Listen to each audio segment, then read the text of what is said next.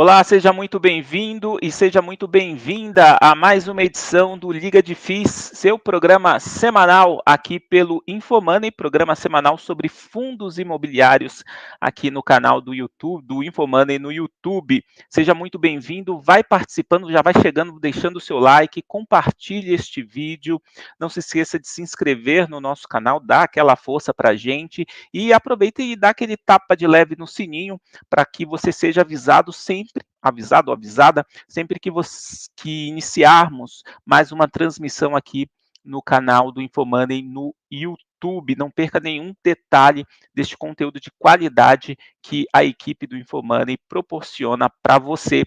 E como eu sempre defendo aqui, né, o Liga de FIIs é interatividade, né? A gente quer sua participação, então, além do like, do compartilhamento, da sua inscrição, deixe seu comentário, né? Vai chegando, vai dando seu boa noite aí, cidade de onde está falando e respondendo a nossa pergunta do dia. Você já investe em fundo imobiliário de papel?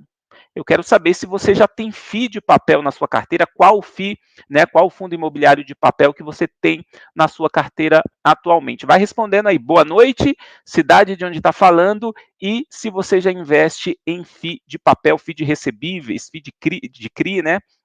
Enfim, participe aí do nosso programa de hoje que tem como destaque o HCTR11, né, pivô de um suposto conflito de interesses, né, dominou o noticiário nos últimos dias. O Hectare tem sido questionado por supostamente investir em certificados de recebíveis imobiliários, né, o CRI, né, de empreendimentos que ele tem participação direta ou indireta, né? Então é uma discussão muito grande para analistas aí, a dupla exposição representaria um conflito de interesse, mas a situação vai além, né? É preciso de um entendimento muito maior.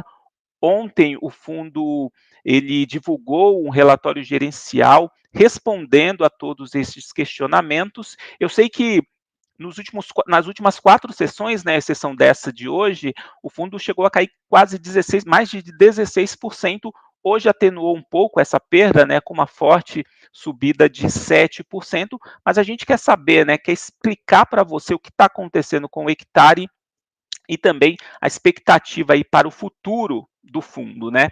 Para falar sobre isso, além dos nossos especialistas, a gente traz aí o Felipe de Paula Ribeiro, que é sócio da Quatá Imob, e ele também é autor do livro Guia Definitivo para Entender FII de CRI, ou seja, é a pessoa certa para falar sobre o assunto.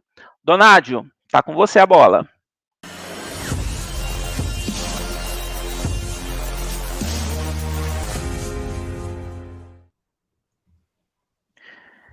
Felipe, tudo bem com você? Obrigado pela presença. Eu que agradeço imensamente o convite. Uma satisfação estar com vocês de novo aqui. Eu que sou um entusiasta do tema aí, é uma alegria estar com vocês. A pessoa certa aí para o nosso debate de hoje. Na abertura falei dos nossos especialistas, né? Estava me referindo a Mafê e ao Otuque, só que o Otuque emendou, viu, Mafê? O feriado, ele saiu na quinta-feira, antes do feriado de Páscoa, vai emendar, só vai voltar depois do feriado de Tiradentes. É outro nível, né, Mafê? Boa noite. Boa noite, o Otuque tá vivendo aí os dividendos dele, né? Dos shoppings, né? Dos FIIs de shopping. Que ele Pois é. tanto gosta. Boa Tudo noite, bem com você, pessoal, Mafê? boa noite, tudo certo. E hoje tema polêmico, né, vamos entender melhor aqui, ninguém melhor até para falar pra gente do que propriamente um gestor e uma pessoa que está ali à frente também de estruturação de CRIs, né, ele consegue ter aí uma análise, no detalhe, né. Sem dúvida, autor, né, de um livro que fala sobre o assunto, né, o assunto que foi bastante discutido aí nos últimos dias. Aliás, a gente estava até brincando aqui com o Felipe, né, que a gente precisa convidar o Felipe para participar de uma edição do Liga de FIIs mais tranquila, né? Ele tem vindo aqui para apagar, né, o incêndio, né? Ele que participou da edição que falamos sobre o Maxi Renda, né, logo no início daquela polêmica toda, e hoje vai falar aí sobre o Hectare, né? Explicar um pouquinho aí para a nossa audiência o que é que está acontecendo com o fundo, né? Tem muita gente participando aqui do nosso chat, o Marcel, o Henrique, o Jimmy que tem sobrenome importante, Schumacher, né?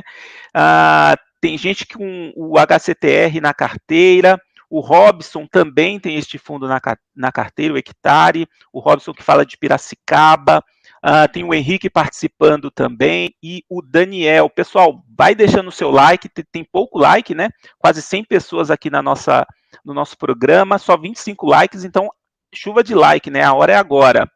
Professor Felipe, vamos falar um pouquinho então sobre este fundo, o hectare, explicando, né, didaticamente, né, como o Denzel Washington falou no Filadélfia, me explique como se eu tivesse 4 anos, o que aconteceu aí com o HCTR, que provocou nessa volatilidade, né, muitas quedas aí nos últimos dias. Hoje o fundo subiu, mas ainda segue volátil.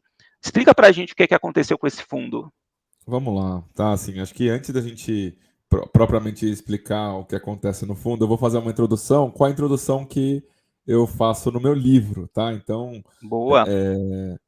eu começo lá com 4 pontos importantes para a pessoa que está lendo o meu livro e para você que está vendo essa live também ouça o que eu vou falar com esses 4 filtros, tá? Então, aqui eu não vou falar qual que é a maneira para você encontrar FIDCRI que pague mais dividendos e que não vai quebrar. Não vamos falar desse tema. Eu não vou falar qual que é o melhor FIDCRI. Eu não vou falar qual que vai ser, ou se esse FIDCRI que estamos falando hoje, ele vai pagar mais dividendos no futuro do que outros. E a gente não vai ter aqui uma fórmula. O que eu vou trazer aqui é uma visão, que é a visão do seguinte. Existe uma busca por quem está investindo por ganhar dinheiro. E é natural que seja assim e tem que ser assim. Agora, a pessoa não pode achar que ela investindo de qualquer maneira, seja crédito, seja débito, seja CRI, seja fundo imobiliário, seja uma poupança, seja uma LCI, seja uma debênture, ela vai estar correndo algum risco. E o retorno, ele só existe na mesma medida do risco. Então, o que eu vejo que aconteceu, e eu cheguei até a fazer estudos na época, as pessoas foram seduzidas pelo alto dividend yield. E não tem problema nenhum, tá? Porque as pessoas querem ganhar mais, né? Com os mesmos R$ 100, quer fazer mais dinheiro. Isso é natural que aconteça. Não é uma crítica às pessoas. O que acontece é que as pessoas elas não se aprofundaram muito, provavelmente, nas análises. Eu fiz algumas postagens nos últimos dias e deu para ver bem claramente. As pessoas entraram na emoção, né? Lá atrás. E aí não fizeram uma análise mais profunda, tá? O que é fazer uma análise mais profunda? Lá no meu livro, no capítulo 8, eu falo um pouco explicando o que é um CRI, como que funciona um CRI, para que ele serve, quais são os possíveis riscos que ele tem, e aí eu faço algumas perguntas. São 15 perguntas nesse 8º capítulo. Ele está disponível gratuitamente lá no meu Instagram agora. Deixei lá no Stories um link para você baixar esse 8º capítulo de maneira gratuita. O meu Instagram é o @felipe.fins, de finanças, né? Fins. Então, assim, eu vou fazer só uma das perguntas, tá? Que eu acho que resumiria e diminuiria a volatilidade. O relatório gerencial me dá uma visão geral dos CRIs que ele investe? Essa é a segunda pergunta, tá? Com essa pergunta, eu começo a responder a sua pergunta, tá, Wellington? Então, Boa. assim, na primeira postagem que eu fiz a respeito desse fundo especificamente, eu escrevi lá: o fundo não mudou nada. O fundo não mudou nada. Não teve nenhum fator relevante importante.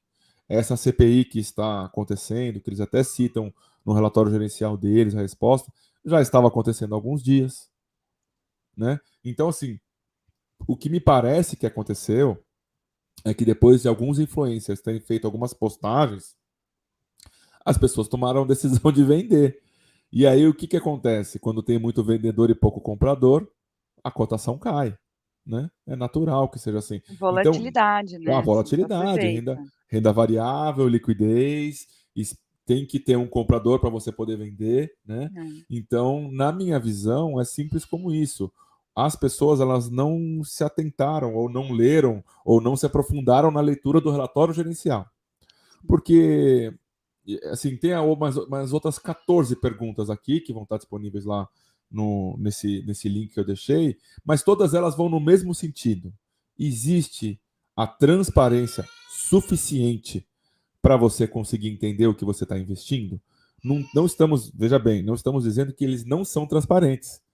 O que eu estou dizendo é, para o investidor médio, para o investidor que não tem o conhecimento profundo de CRI, ou de uma operação estruturada de finanças, isso não é demérito para ninguém, tá?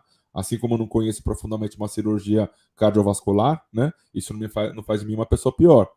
O que acontece é que as pessoas não conseguem entender naquilo que elas estão investindo e quais são os instrumentos. Então, na minha visão, o fundo ele não teve grandes modificações. Eu sei que ele vinha anteriormente só com posições em CRIs, e aí de um tempo para cá ele começou a fazer investimentos também em fundos imobiliários. Mas se você observar bem, é o mesmo tipo de operação que estava já no CRI.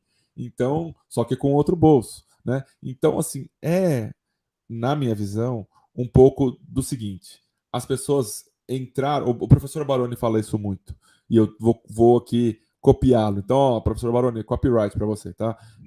As pessoas, muitas, entraram em fundo imobiliário pelo motivo errado. Não olharam os fundamentos também, né, ou seja, entraram pelo dividend yield, ficaram super atraídos pelo resultado expressivo, mas não viram o que estava dentro ali, né, e talvez, essa volatilidade maior assustou agora e pensaram: "Poxa, aconteceu alguma coisa, teve um default? Teve alguma coisa significativa que está trazendo essa volatilidade?", né. É até bom você deixar isso claro aqui, que realmente você falou, não teve nada, o produto é o que era, né. O produto ele continua funcionando, né? Ele é um produto que continua do mesmo jeito. E, inclusive, lá no livro, quando eu falo especificamente de fundos high yield, eu faço uma auto-pergunta, mas o livro está falando para você não comprar fundos high yield? De maneira nenhuma. Eu indico que compre, inclusive, para poder, vamos dizer assim, apimentar a carteira, para poder ter alguma coisa, né? Mas o que eu estou falando é não colocar tudo, né? Todos os ovos numa cesta só, né? Então, aproveitando a Páscoa aí, né? Não dá para fazer isso dessa maneira, porque senão você fica exposto a um risco que você muitas vezes nem entendem, né? As pessoas às vezes nem entendem qual que é o risco quais são os riscos que elas estão correndo, e seduzidos por um dividend yield alto, que é natural isso acontecer com as pessoas, né? Não estou criticando, tá? Você que foi seduzido, é natural. Mas é possível que você não tenha visto o que tinha dentro do fundo. E não mudou o que tem dentro do fundo. O meu post foi até um pouco irônico, sabe, Mafê e Wellington? Foi nesse sentido, assim, será que você sabe por que você comprou? Será que você sabe por que você está vendendo agora? Então, assim, lá no relatório... Bom, vou parar de falar um pouco, daí vou deixar vocês falarem um pouco, perdão. Não, mas tá Tá trazendo ótimo, tá informação, ótimo. né. Eu vou aproveitar a pausa aqui e trazer aqui a participação da nossa audiência, né, do nosso investidor. O Marcel, né, ele está falando que diversificação inteligente é a chave, ele que está concordando, inclusive, aí com o nosso convidado, com o Felipe. O João, ele participa também, dizendo que tem FIIs. A pergunta hoje é se tem FIIs de papel, hein, João? Responde aí novamente para a gente. Tem o Eduardo Marcelino, né? Ele quer nomes. Olha, a gente vai dar nomes se chegarmos a 411 likes hoje, hein? Aí a gente dá nomes, viu, Edu? Obrigado pela participação. Saia justa, hein? Pois é, pois é. Bom, tem o Douglas participando também. Quem mais aqui? O Robson, né? Tenho este FII há mais de 4 anos, nunca tive problema, mas chegou a assustar, sim. Teve outro investidor aqui que disse que estava sangrando na carteira, mas pelo jeito mantém aí no portfólio. Bem bacana a participação. Vai enviando o seu comentário, a gente repassa aqui para o nosso convidado. Ô Felipe, eu queria voltar para a questão da transparência, principalmente da parte dos fundos, né? Falando até de uma forma geral, como é que você tem visto a evolução desse documento, dos relatórios gerenciais, oferecendo essa transparência para o investidor? Houve evolução também, na medida que a indústria está evoluindo também. E aproveitando, você tem insistido também, assim como o professor Baroni, nessa coisa do risco, né, de aumentar aí as informações sobre o risco nos relatórios gerenciais dos fundos imobiliários. Eu queria que você falasse um pouquinho mais sobre esses dois pontos. Quando eu soltei o livro, eu soltei com esse nome nada humilde, né? É o Guia Definitivo para Entender. Não é um nome nada humilde, eu sei disso, né? E aí, por que eu coloquei dessa maneira? Tá lá, eu coloquei 150 perguntas para as pessoas poderem se aprofundar nas análises dos seus FIIs de CRI. Então, assim, é um convite para as pessoas gastarem um pouco de tempo, né? Eu sei que as pessoas trabalham, muitas têm filhos, muitas às vezes demoram para chegar no seu trabalho por conta do transporte, né? Mas é um convite às pessoas a lerem o relatório gerencial. O relatório gerencial, eu fiz um levantamento no final do ano passado. Se a gente for pegar 6 anos atrás, não tinha nenhum, vou falar com calma, nenhum fundo que tinha relatório gerencial. Aí, conforme vai evoluindo e os relatórios gerenciais eles vão ficando com mais informação, o que acontece vai uma pessoa lá no fórum do Clube FI, pede que coloque mais informação. Aí o outro gestor coloca mais informação que o vizinho dele. E isso vai fazendo com que aumente, né, com que suba a régua, né, da quantidade e qualidade de informações. Aqui na Quatá, a gente fez um relatório em Power BI, assim como a Suno também fez, né? Fomos os 2 pioneiros e tem outros fundos que estão fazendo agora também. Mas esse é o intuito, essa é a busca, né? De trazer mais informação para os investidores. Agora, o que procurar no relatório gerencial? Alessandro, eu vou falar um pouco mais na sequência, tá? Tá perguntando aqui no chat. Eu estou acompanhando aqui do lado, tá, Wellington? Desculpa. Boa. Então, assim, eu, Felipe, na cadeira de investidor, eu quero saber onde está indo parar o meu dinheiro. Eu quero saber onde meu dinheiro está sendo alocado. Eu, Felipe, na cadeira de investidor, eu quero ter o máximo de detalhes possíveis daqueles fundos que eu estou investindo. E se for um fundo de CRI, que quando eu comecei a tentar virar um influencer, né, lá no meu Instagram, eu ouvia muitas pessoas, não, o fundo de CRI é simples. É só olhar lá e tá tudo bem. Não, assim, é muito mais complexo do que um fundo de tijolo. Porque o fundo de tijolo ele pode ter 4, 5 ativos, 10, 20, 40 no máximo, e o fundo de CRI ele pode ter 100, 110, 130 ativos, né? Então só isso já traz uma complexidade muito maior, tá? Então, o Wellington ele fez uma pergunta objetiva da transparência. Ali nas perguntas que eu faço, essa foi a única pergunta que eu deixei, né? Aqui que eu vou falar. O relatório gerencial me dá uma visão geral dos CRIs que investe? Se você fizer essa pergunta aqui no chat e pedir para algum dos participantes responder, eu tenho a impressão de que eles vão responder que não entendem. Não é porque que lhes falta conhecimento, é porque falta informação no relatório gerencial. Tem relatórios que dão mais informações, tem relatórios que dão um pouco menos. Agora, é responsabilidade. E aqui, olha, acho que ninguém deve ter falado isso aqui ainda, hein? Isso aqui é novidade. Aqui é primeira mão para vocês. É de responsabilidade dos cotistas exigirem mais informação. Então, eu vou falar aqui bem olhando para a câmera. Você, cotista de qualquer fundo que for, você tem o dever de mandar um e-mail para a RI, de solicitar que seja incluída tal informação no relatório gerencial. Você é a única pessoa que é capaz de fazer isso. Porque eu sou um, né? A Mafê, junto com eu e a Mafê, somos 2. Aí tem o Wellington, somos 3. Mas será que se 100 mil pessoas entupirem o e-mail de uma gestora pedindo informação, será que a informação não chega? Eu acho que chega, né? E então, assim, imagina, né? Tem o MXRF, 500 mil cotistas. Será que se não chegar 500 e-mails solicitando uma informação, será que não chega a informação? Tenho certeza que chega. Eu acho que no caso então, do Mazete e do Evandro não precisa nem de 500 mil, acho que uns 100 e-mails já vão ser suficientes, né? Mas, assim, é um exemplo, né? Então, assim, o nível de complexidade ele tem que ser acompanhado do nível de transparência para as pessoas poderem entender, né? Então, isso não é uma crítica, é um incentivo aos investidores. Não entendeu? Pergunta. Levanta a mão. Opa, não entendi.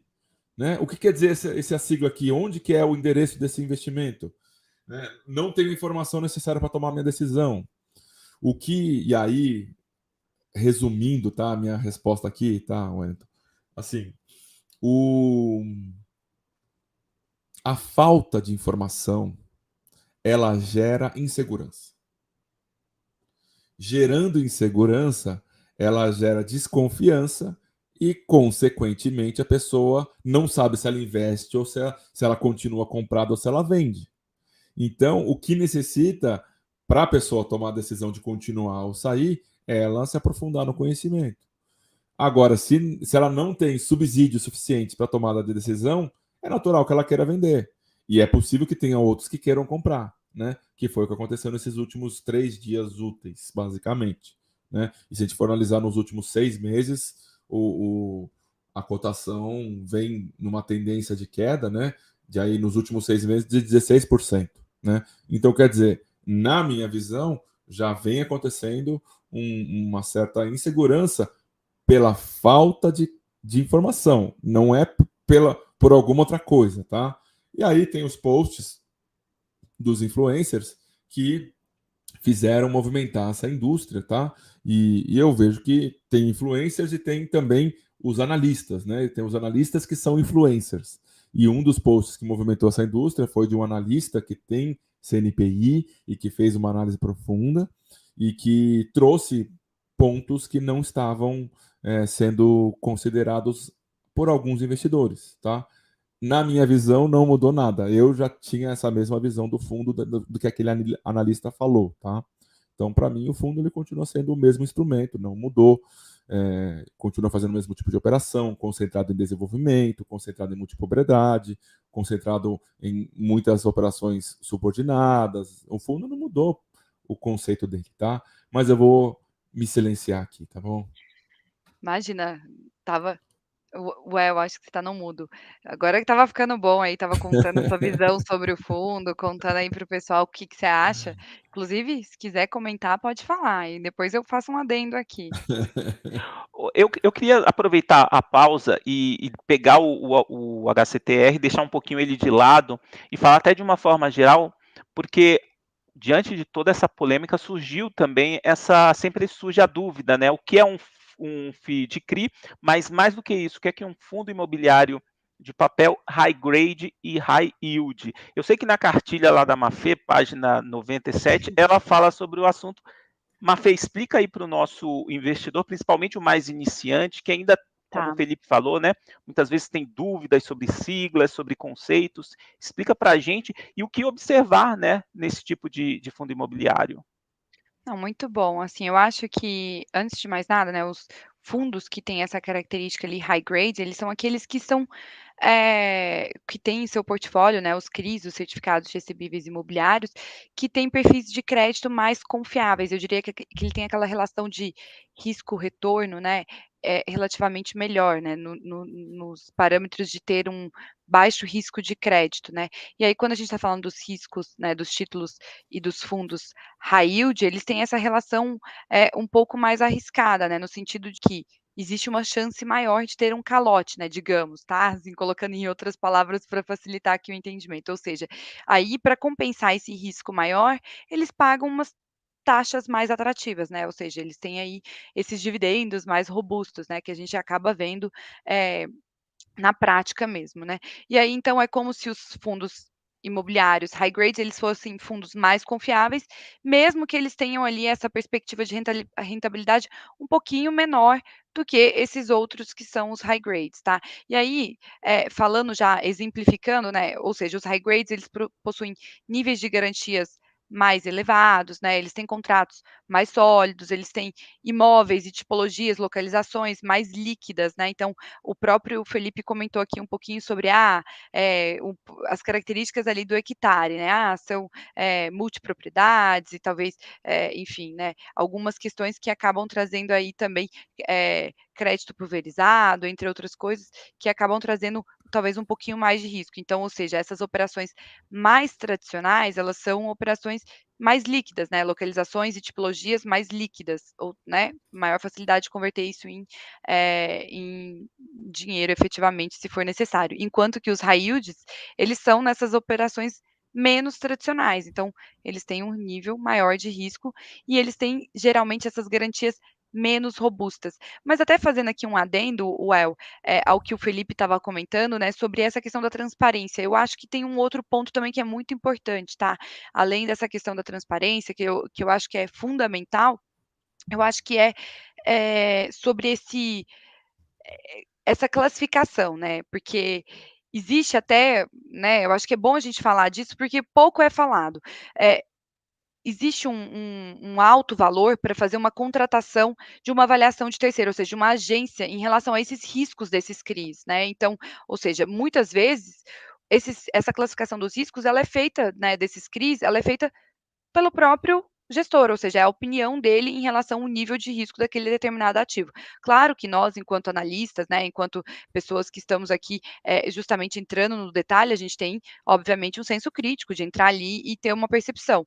E aí, o que eu quero dizer, o meu ponto aqui ou seja, dado esse valor expressivo para contratar, então, uma agência para fazer digamos, essa relação aí, essa avaliação de terceiros, né, em relação aos riscos, os gestores eles acabam fazendo, tá? E aí o que eu acho é que eles podem, né, de certo modo, criar também um critério específico deles, né, ou seja, uma classificação deles para definir isso. E aí alguns gestores eles até mostram em alguns dos seus relatórios algumas réguas, né, em relação ao nível máximo, né, ou de risco, nível mínimo, alguns até mostram isso. O que eu acho, inclusive, também que é fundamental, ou seja, já vai de acordo aí, já vai entrando um pouco nessa questão da transparência que o Felipe está falando.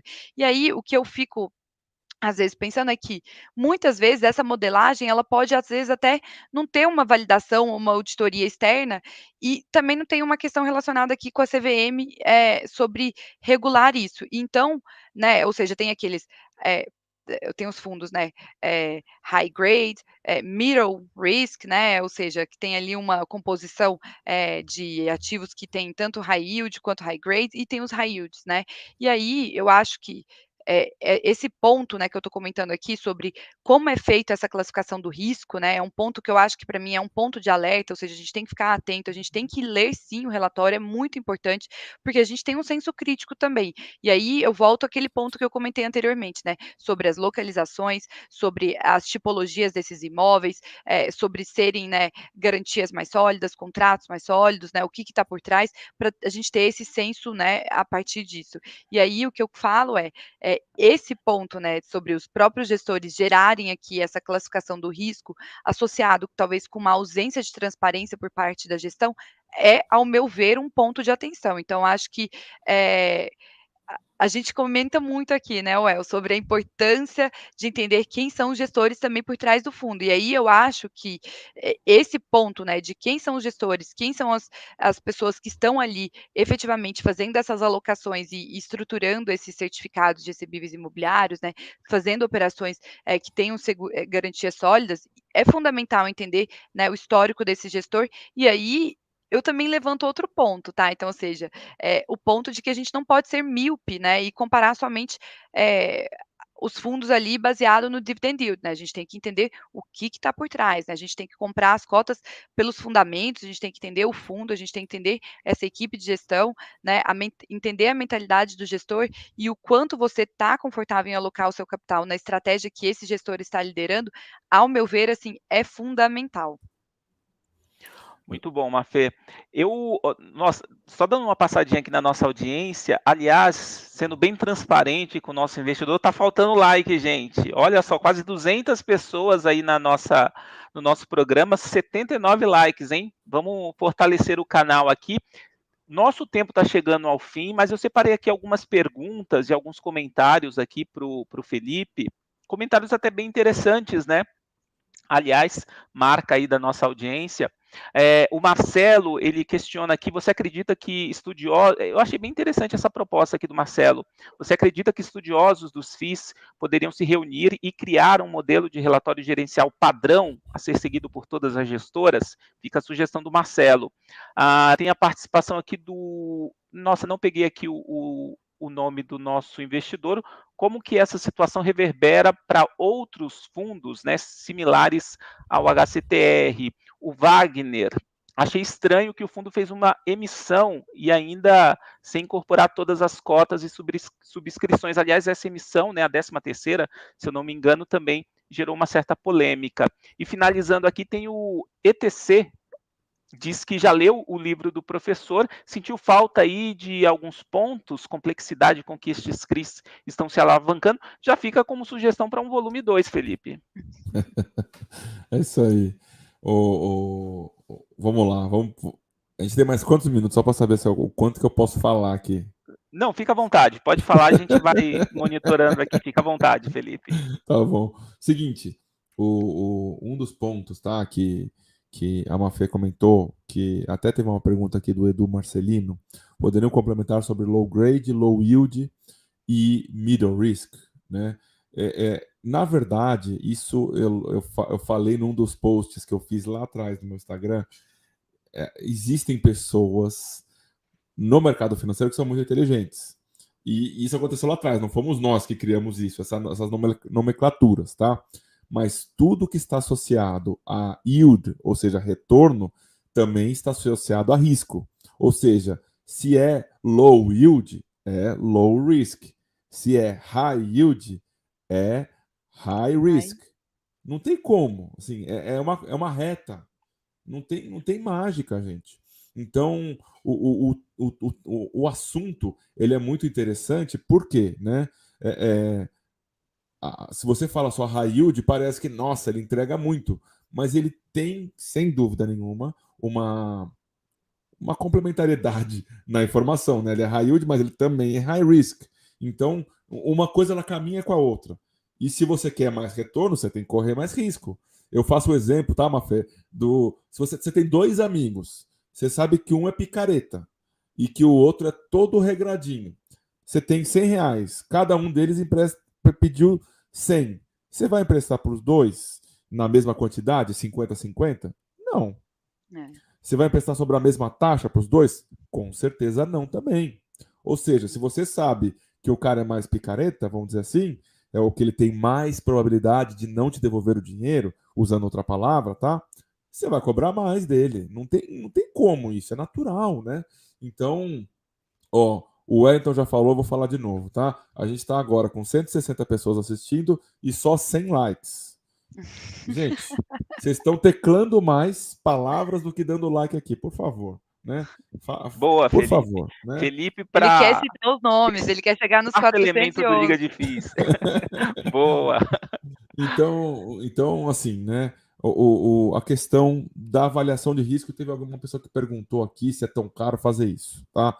Existem 2 ofícios circulares da CVM que exigem, um deles especificamente que se enquadra em fundos de CRI, que exige que seja feita a classificação de risco interna. Essa classificação é obrigatória e ela tem que acompanhar uma periodicidade com que os CRIs vão ser reavaliados em no máximo 12 meses. Ou seja, quanto melhor o rating, se for o melhor rating daquela casa, ele vai ser analisado no máximo em 12 meses. Se for o pior rating, ele vai ter que ser avaliado todo mês, quiçá toda semana, tá? Então, assim, é um jeito, tá? Das pessoas saberem que existe isso, que é obrigatório que seja feito, mas não é obrigatório que seja dado publicidade a isso, tá? Até porque, por exemplo, vamos dizer, né? Tem um gestor, ele investiu num papel, só que ele investiu sabendo de alguma coisa que vai acontecer na empresa, e mesmo assim o rating deu baixo. Ele vai expor isso ao público e vai parecer que ele está sendo não diligente, mas ele tem uma informação que ele não pode divulgar, porque ele fez uma análise do crédito profunda e assinou um termo de confidencialidade. Então, é algo complexo. É algo, vamos dizer assim, que tem um nível de dificuldade que não é só, vamos dizer assim, o preto no branco, tá? E aí tem a pergunta falando dos outros fundos, né? Dos fundos irmãos, que tem o mesmo tipo de exposição, tá? Eu vou fazer a mesma pergunta. Será que a pessoa, quando entrou no fundo, seja no HCTR, tem alguém perguntando, acho que é do Deva aqui, será que a pessoa perguntou? Rodrigo Lobo perguntou. Rodrigo, pronto. Porque o Deva derreteu.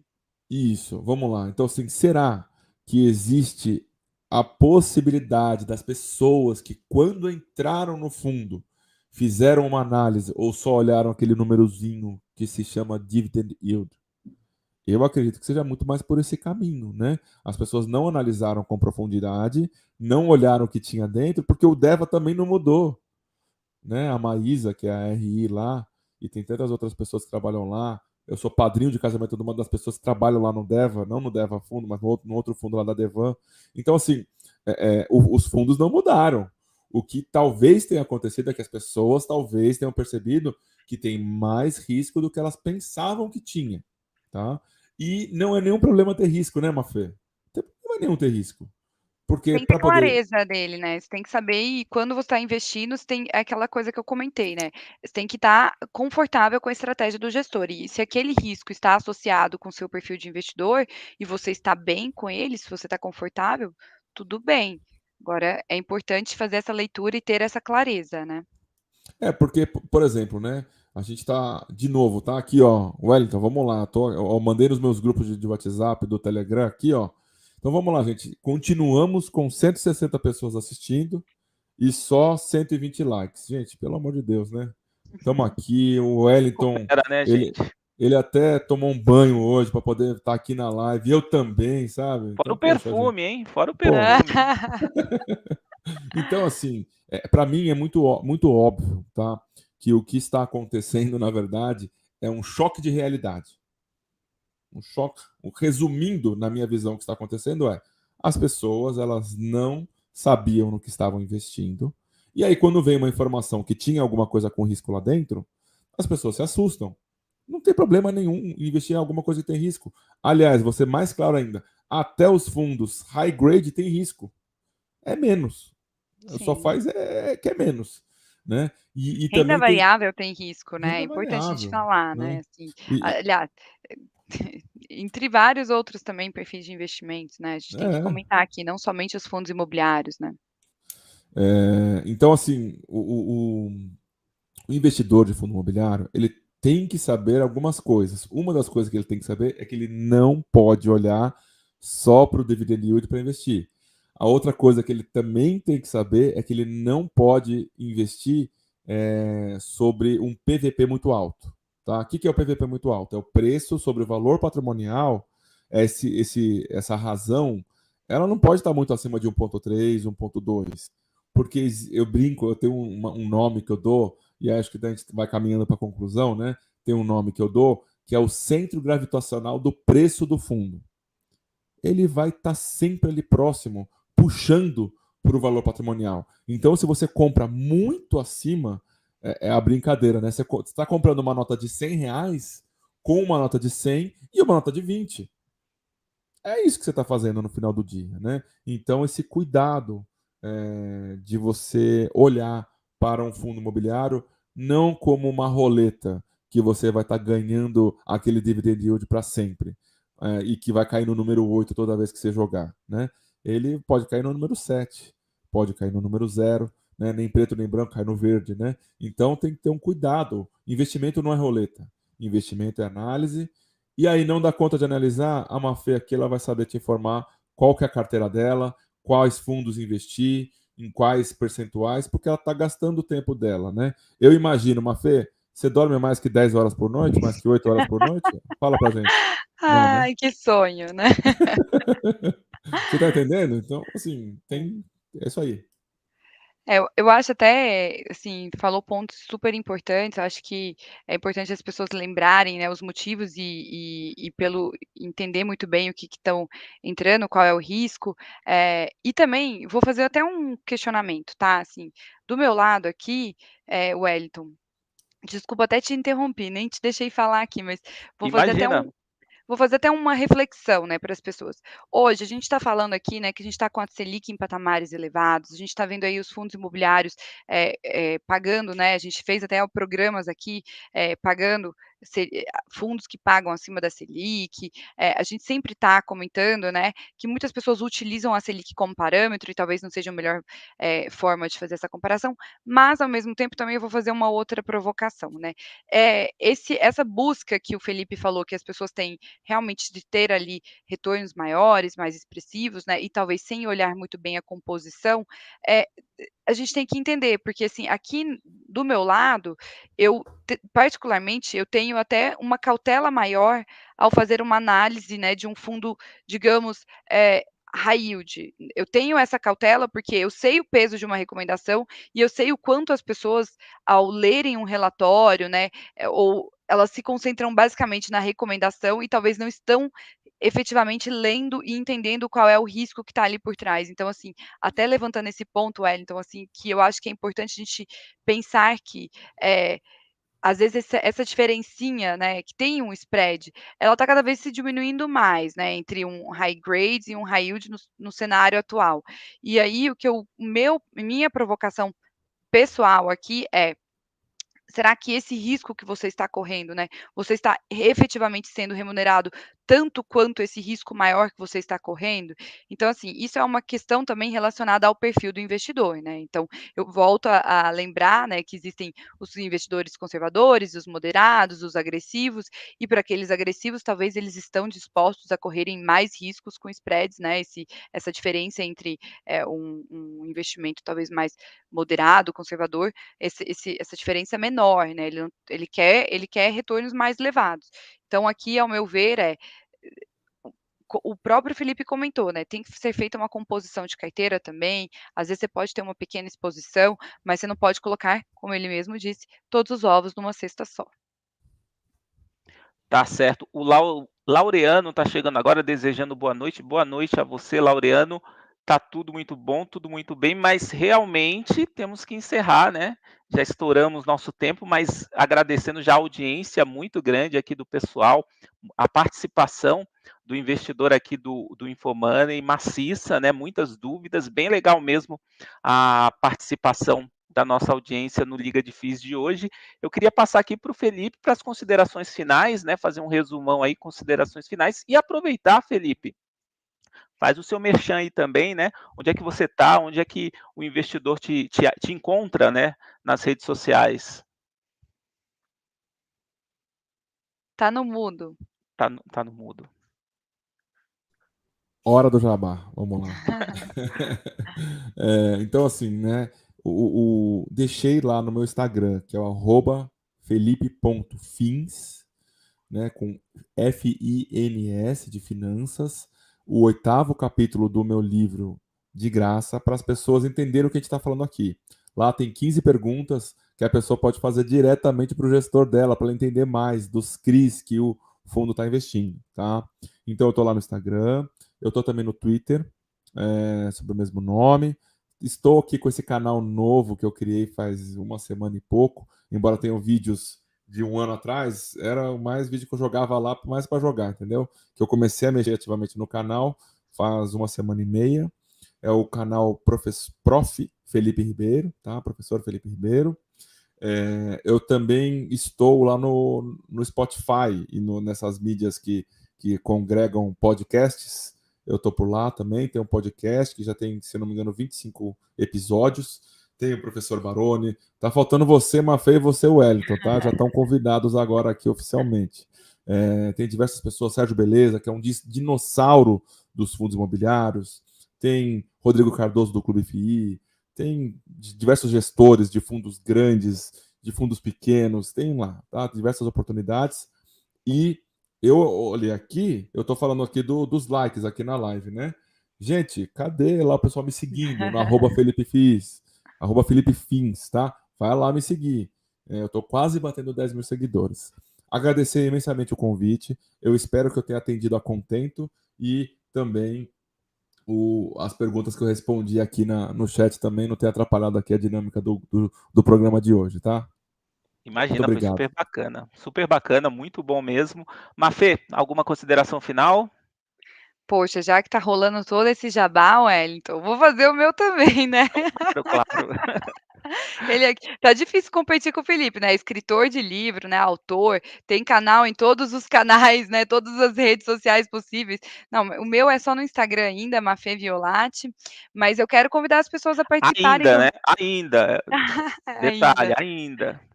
E eu quero convidar as pessoas a participarem do Renda Extra Imobiliária, que está rolando, né. Então, ou seja, para quem ainda está começando, está aprendendo sobre os fundos imobiliários, eu acho que é fundamental. Lá eu ensino várias dicas e vocês vão me agradecer no final, hein. Boa, Mafê, boa. Muito bom. Ah, e até a próxima, Mafê. Até a próxima semana. Combinado então, gente. Muito obrigada aqui pela audiência. Obrigada, Well, Felipe, um prazer e assunto hoje foi importante, né. Muito importante, polêmico, mas principalmente muito importante esse esclarecimento, né, e essa busca por conhecimento, sem dúvida nenhuma, e transparência, né, sem dúvida nenhuma vão fazer diferença muito grande aí para o nosso investidor, para a tomada de decisão aí dos investidores, bem legal. Eu queria agradecer também, além da Mafê e do Felipe, a participação de toda a nossa audiência nesta edição do Liga de FIIs, que fica por aqui. Muito obrigado, mas não se esqueça de deixar seu like aqui, dá tempo ainda, compartilhar este vídeo, se inscreva no nosso canal e dá aquele tapa de leve no sininho para que você seja avisado sempre que uma nova transmissão se iniciar aqui no canal do Infomoney no YouTube. Muito obrigado, a gente se encontra na próxima semana em mais uma edição do Liga de FIIs. Abraços, Até até lá. lá. Tchau, gente.